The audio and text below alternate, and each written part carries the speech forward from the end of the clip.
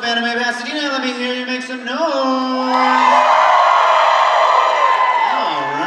right. Nice crowd, nice crowd. Well, welcome to the one and only HAZBIN Hotel panel. Before we get started, I of course want to introduce you to all of our panelists who don't actually need an introduction because we know and love them so well. This is going to be a little bit of an acrobatic feat. I'm going to say all the names first, then you applaud, okay? You got it? All right, we have Blake Roman, Amir, Talai, Krystina, Alabrado, Perez, Kimiko, and Sam Haft. Now you can clap.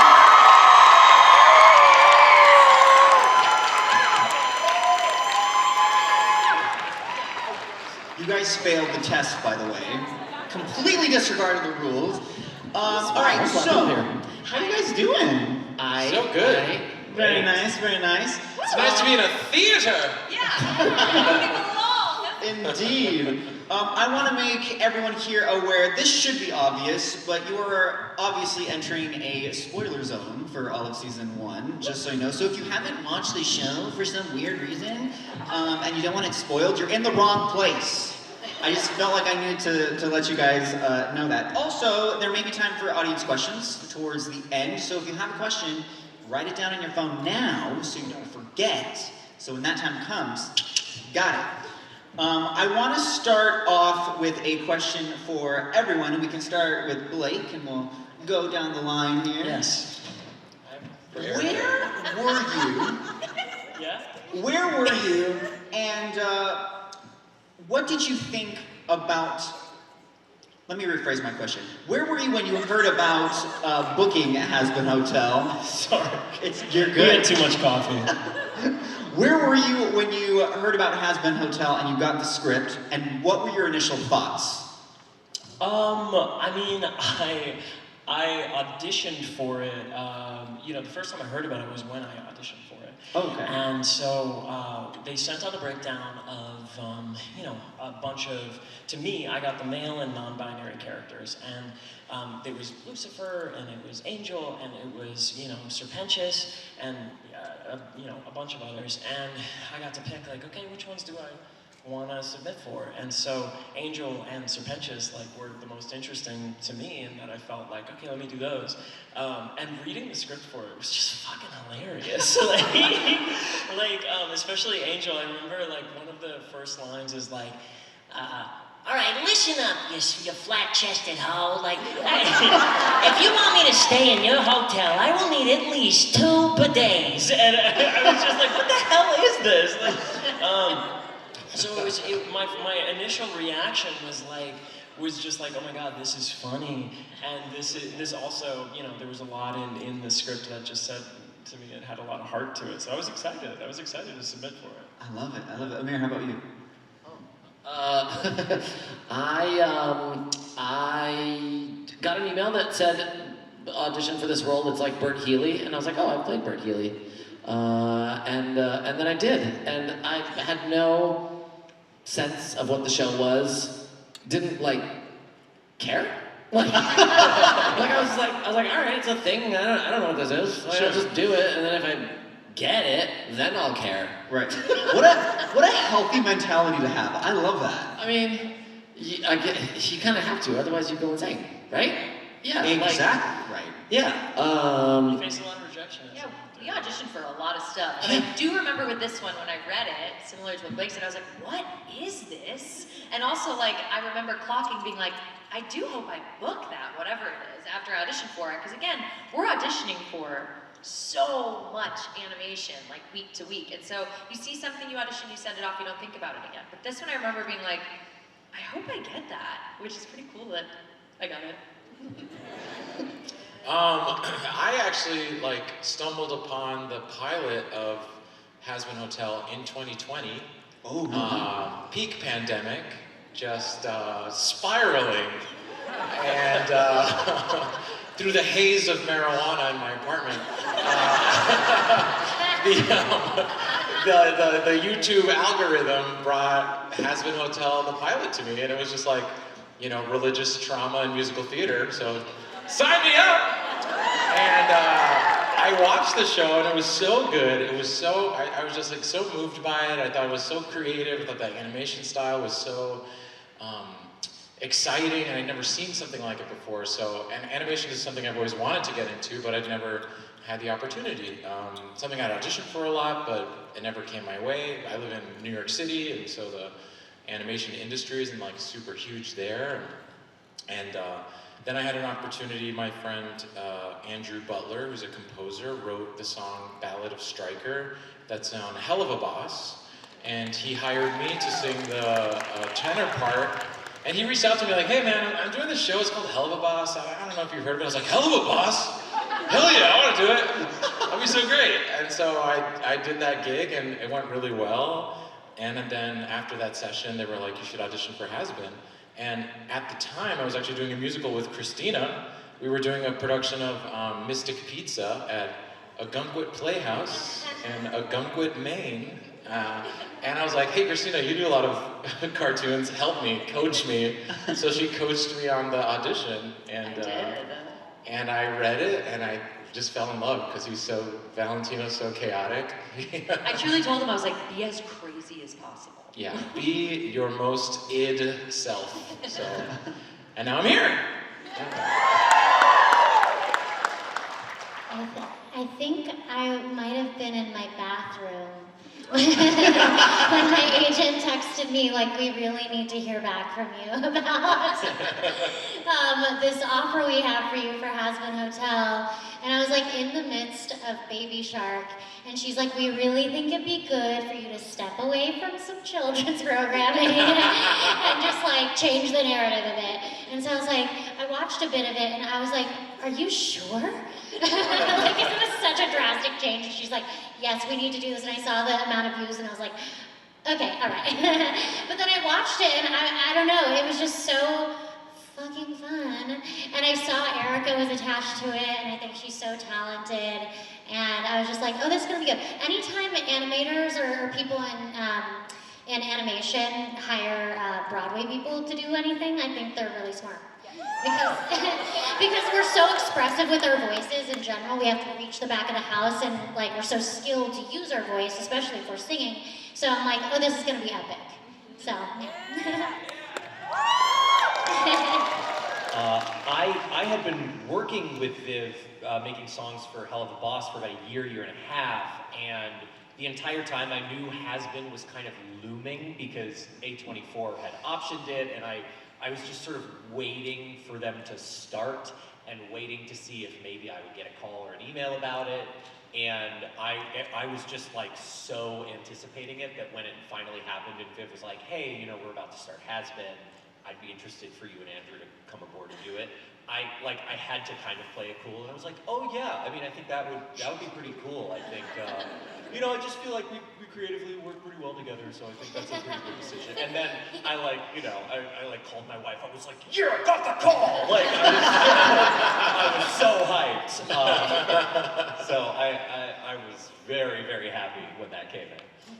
I love that, very casually as well. I don't know any of you personally, but I've just fallen in love with more of you. From your answers. I'm like, oh, I love them. Okay. Amir, this question is selfishly for you, because Alastor is one of my favorite characters in the show. Right. So, at the end of season 1, he's still shrouded in a bit of mystery, without spoiling anything. As if we could. Hold on, let me watch the way I phrase this. How much more do you know about Alastor's background than we do, or are you kept in the dark throughout the process? So I was led into some of his backstory during season 1. Some of what I was led into during season 1, you will see in season 2. So you know stuff that we don't. I've also been let in on stuff about him that you won't see in season 2. So you know a lot that we don't know. There's also things about him I don't know. Right. And there were things that happened in season 2 that I was not told about during season 1, which surprised me. Oh. How'd I do? That was good. That's good. Right.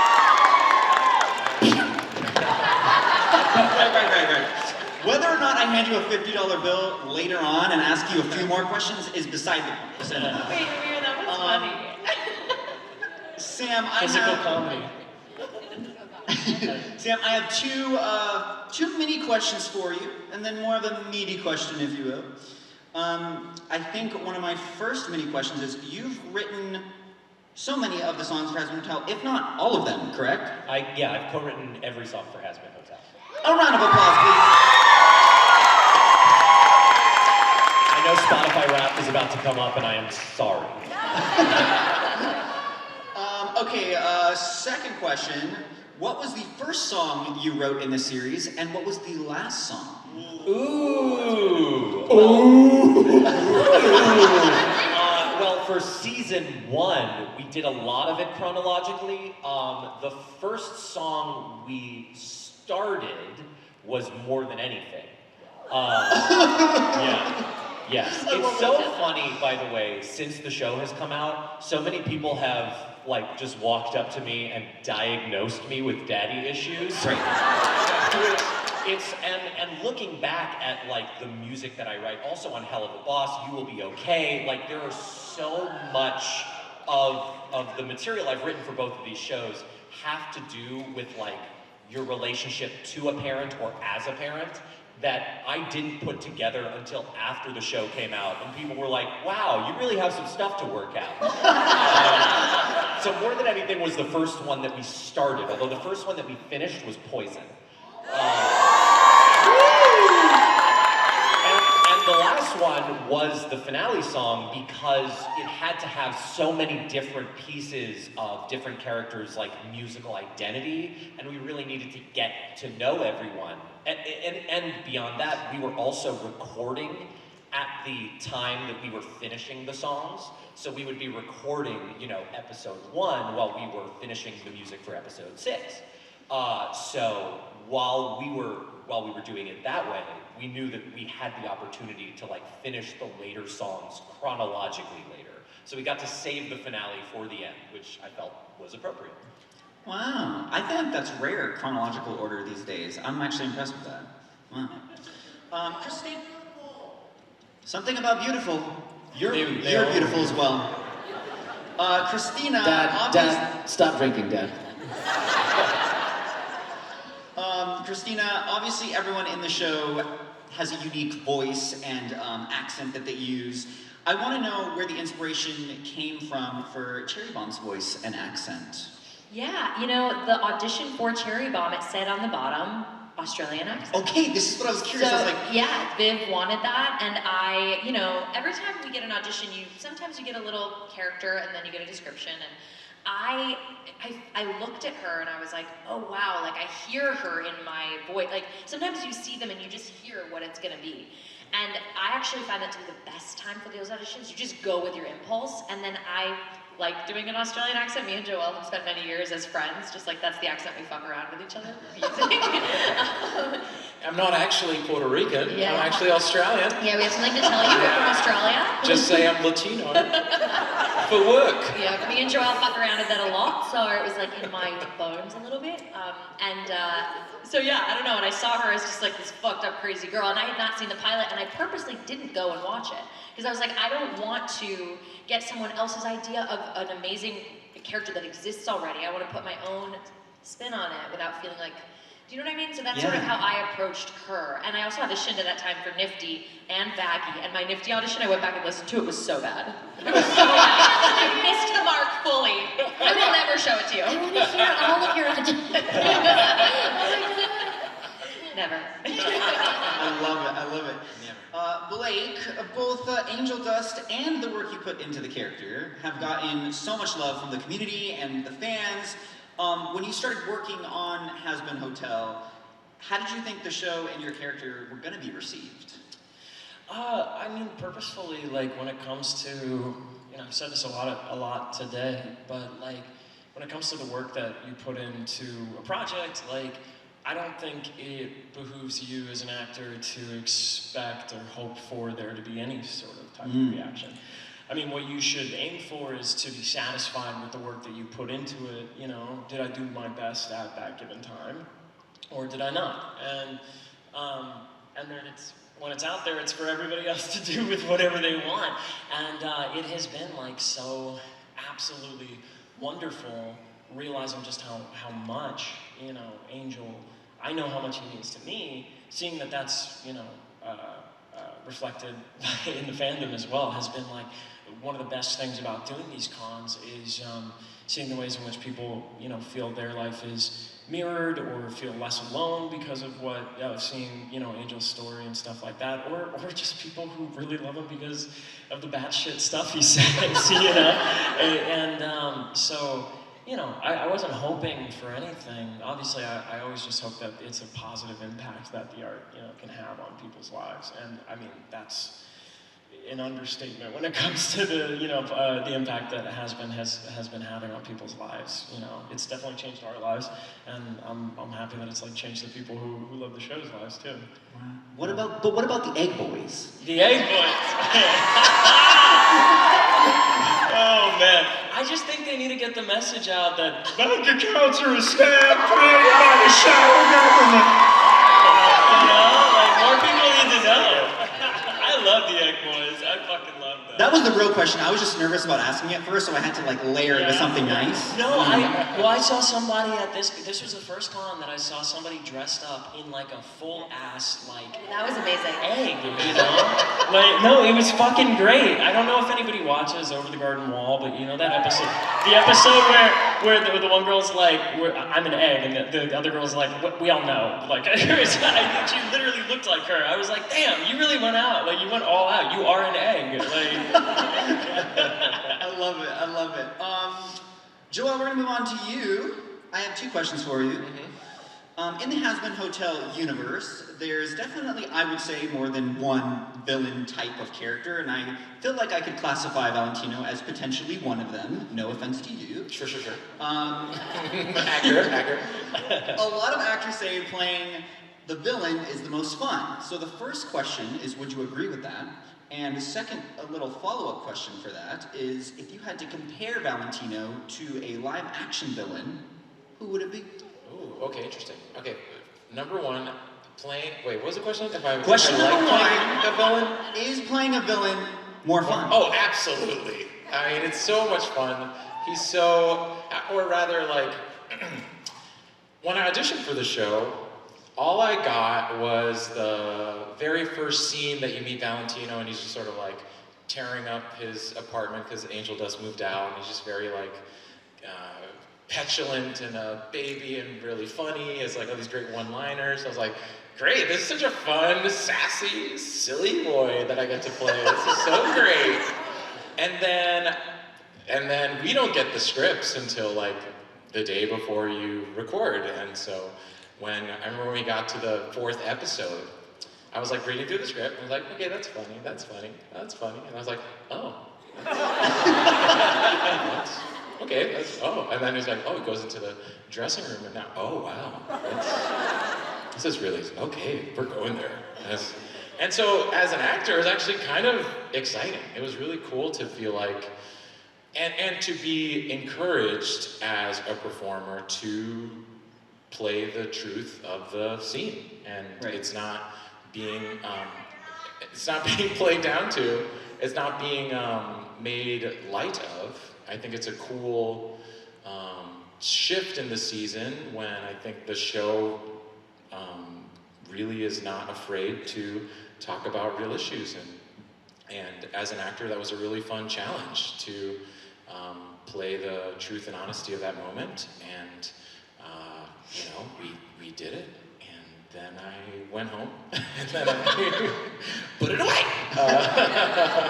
And so it's also just a lot, I like that a character like Valentino is so polarizing, that it's like people either love him or they hate him, and I'm like, great, I'd rather that people have a really intense reaction to him than just be ambivalent about it. Than just be like, oh, who is Valentino? Like, who is that character? Great. I love that there's sort of a nice, you gotta love him or you hate him, and it's fun. I have like such a blast doing that. You will be known regardless. Totally. I love it. And it's so fun. I mean, I loved Jafar. I loved Ursula. I love Scar. Like, I miss the days of just like these delicious, horrific villains. Now all the villains are like generational trauma. It's not my fault. The villain is myself. I'm like, no, it's so fun to just be like, sing Poor Unfortunate Souls and just like trash the place, you know? I love it. Yeah. Kimiko, it is speculated and rumored in the HAZBIN Hotel community that some of the demons and characters physically embody some of their personality traits that they had as humans or as living creatures. If that were true, why do you think Nifty only has one eye? And do you think your reasoning would relate to Cherry Bomb also only having one eye? What? Right. I took my time with that question. Do you see that? What creature only has one eye? I know. Is that something that exists? A real creature? A real life creature? A real cyclops? Yeah, maybe I'm it's sure just like there's a like a baby fish cyclops. somewhere. Yeah, there's gotta be a fish. No, guys, no. What?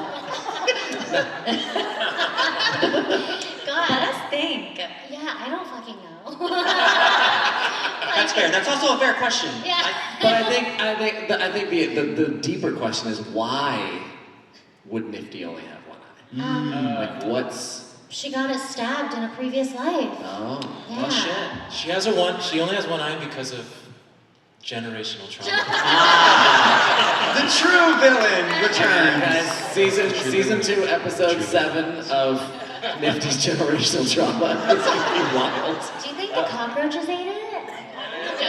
There's a genus of animal called the copepods that are a tiny water-dwelling animal that has one eye. There's also a possum called Basil at the Virginia National Zoo. But that's not on purpose.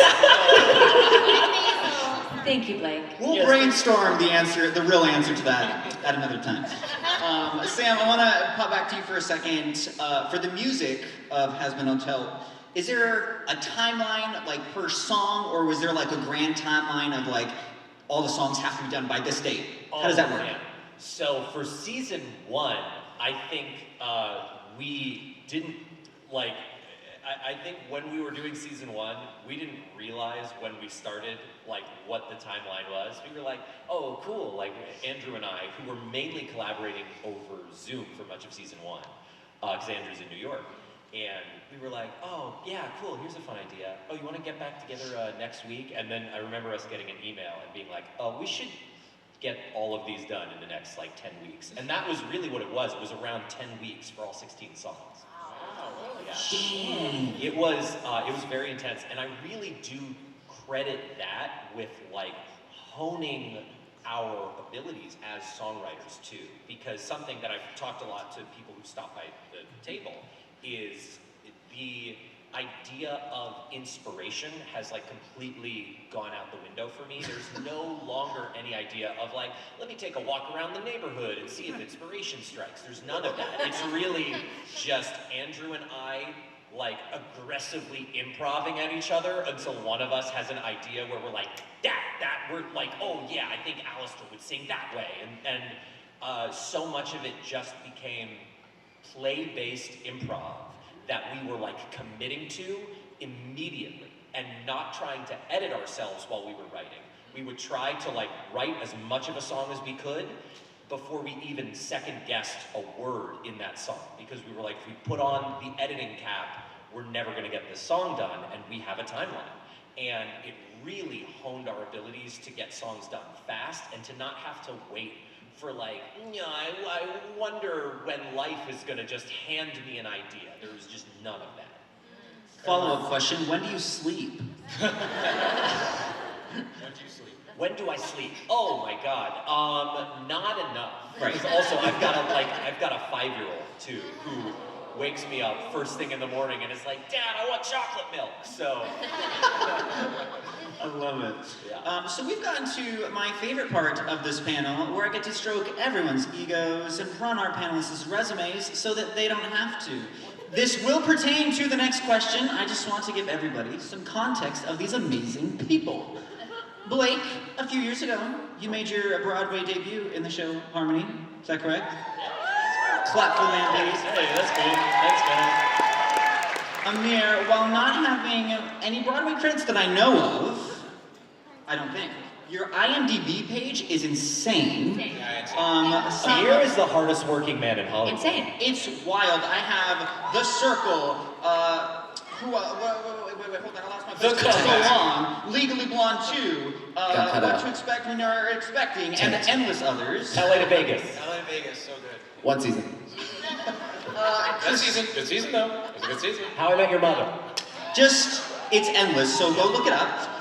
Krystina, your Broadway credits include American Idiot, Abandon in American Psycho, Gretchen Wieners in Mean Girls. Very cool. Joelle, you played like 5 roles in The Fun Home on Broadway, did you not? I did Fun Home. Fun Home. Right. And also, Kimiko, Dawn Pickett in The Waitress on Broadway? Right. And of course, Orange is the New Black. Duh.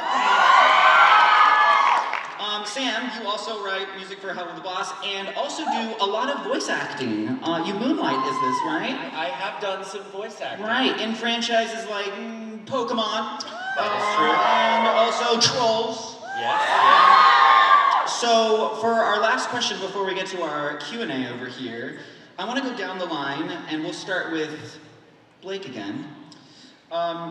What is the main difference between performing on, let's say, a Broadway stage or on screen, as opposed to the work you've done in HAZBIN Hotel? Are there differences, and what are the main differences? And then I guess for Sam, what are the differences in the music that you've written specifically for HAZBIN Hotel as opposed to other franchises and whatnot? Yeah. Starting right off the bat, let's say here's animation, here's, like TV and film, like on camera stuff, right? Like that's all in one kind of territory. And that's all art or media that is intrinsically like made in post, in the editing of it. And so how you act for the edit is different for how you act for the stage. On the stage, you're rehearsing for a long period of time to perfect a performance, to be, distill it down to the essence of the character that you want to do day in and day out, 8 shows a week.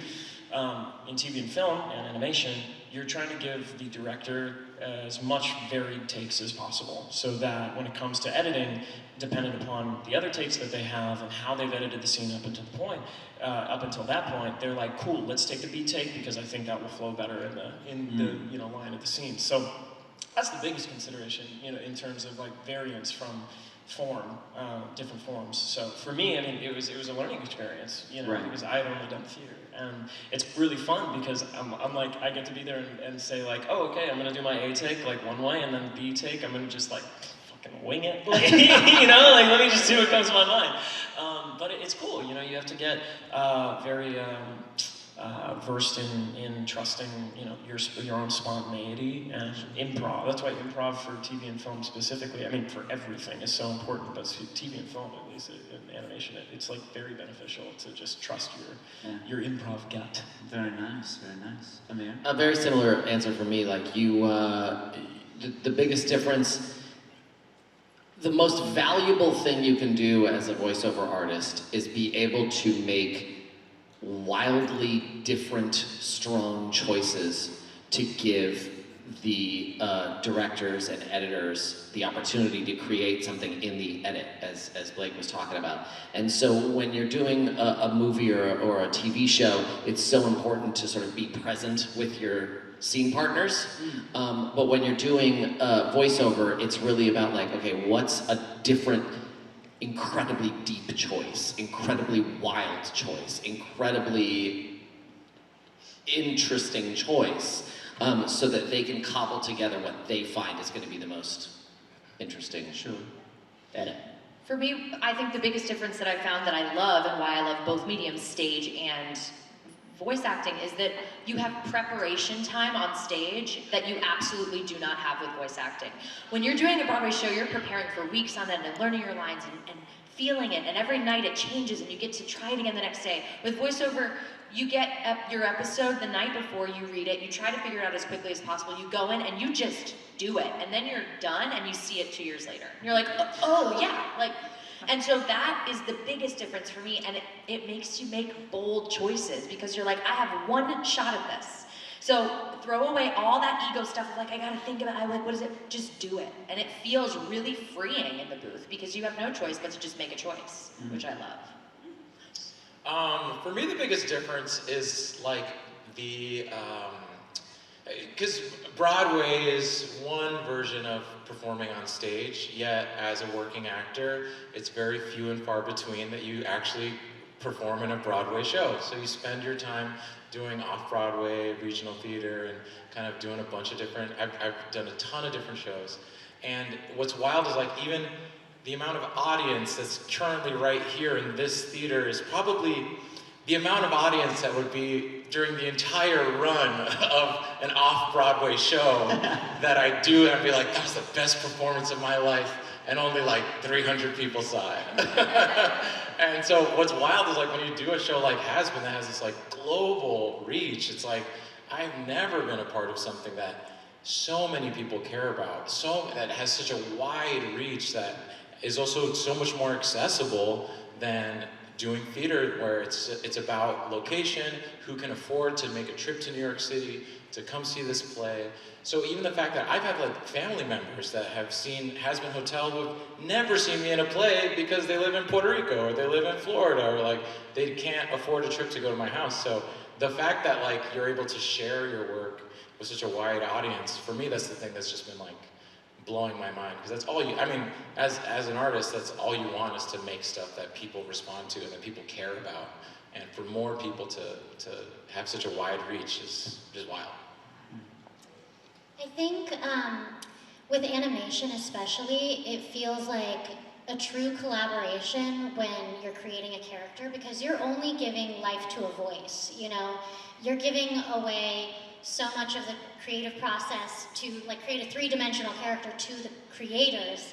Like especially in terms of Nifty, like so much of Nifty was post, you know, post like creativeness and inspiration, because like she says not a lot, you know, and she exists always, you know, and so much of that was not me, and it was just such an incredible surprise to watch her come to life in that way, and it wasn't me, you know, and it's like so much of her brilliance I have to attribute to like the creators. They did such an amazing job. But yeah, I mean, you like you said, you can just sort of like do as much as possible to create this like big crazy character. They'll edit it down to be as grounded as it needs to be, or you know, they can figure out like, you know, you go back for ADR or go back for pickups or whatever to fill it in. But it's just a totally different experience than theater, because you literally just like poof, let it go, and then it's gone, and then you don't see it for 2 years. So it's a very different experience, but you use your theatrical training and your chops to like to give it life in that big bold way. From the perspective of songwriting, to compare the two, I mean, when I'm not songwriting for the Helliverse, the other songwriting I do is I co-write songs for a band called The Living Tombstone.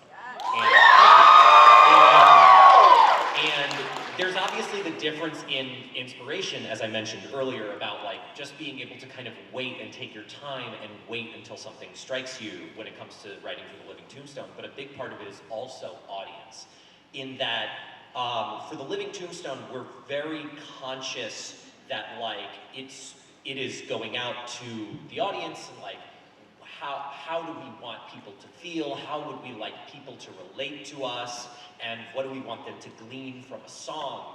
Whereas Andrew and I never think about the audience for HAZBIN Hotel, because there is an audience of one, and that is Vivienne.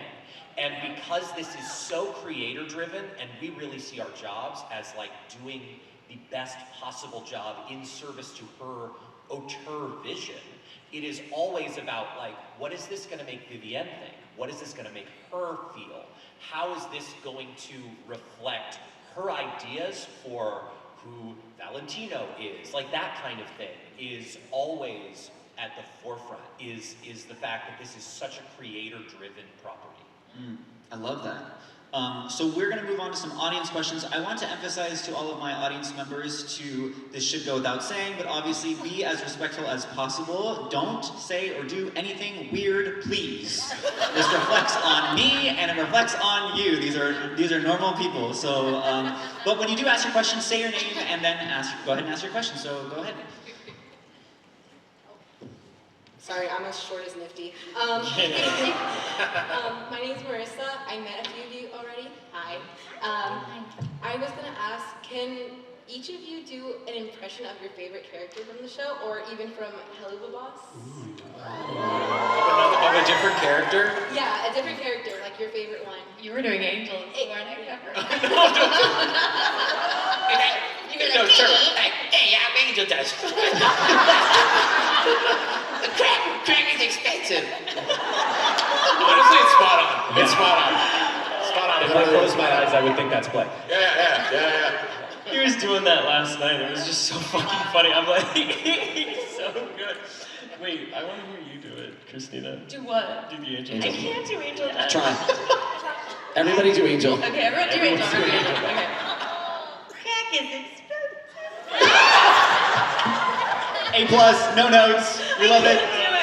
I'm Angel Dust and I do porn.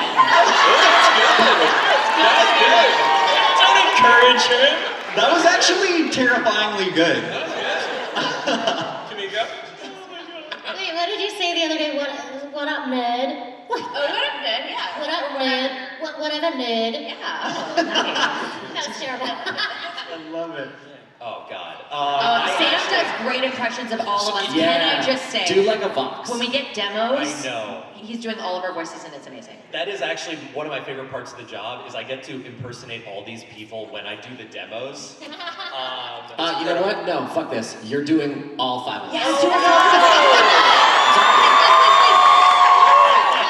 No, it's really impressive, honestly.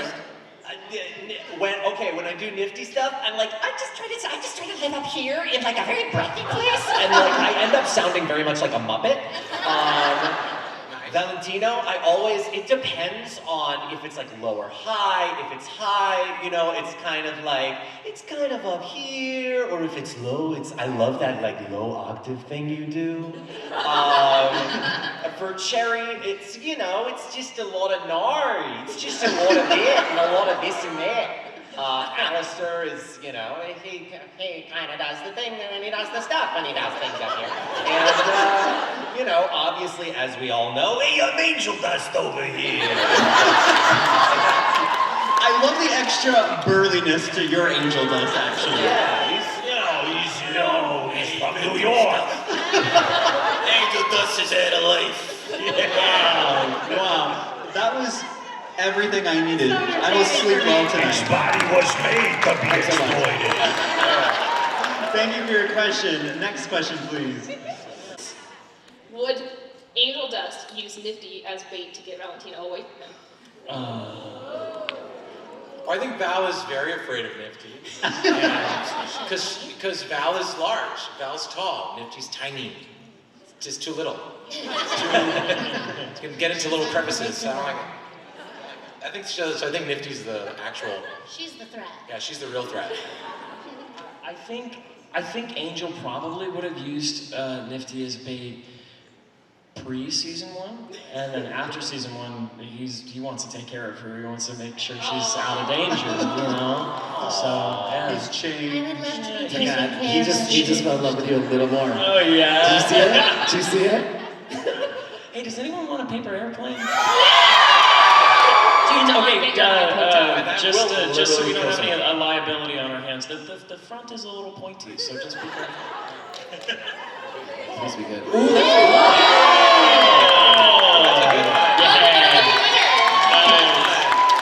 Lucky winner was an Angel Dust too. Oh fuck yeah! Good job, Toots. That flew impressively far. That was good. It was well made, so. Next question. Hi there. Hello. Oh my gosh, I'm so nervous. My name is Princess. I did meet you, Alastor.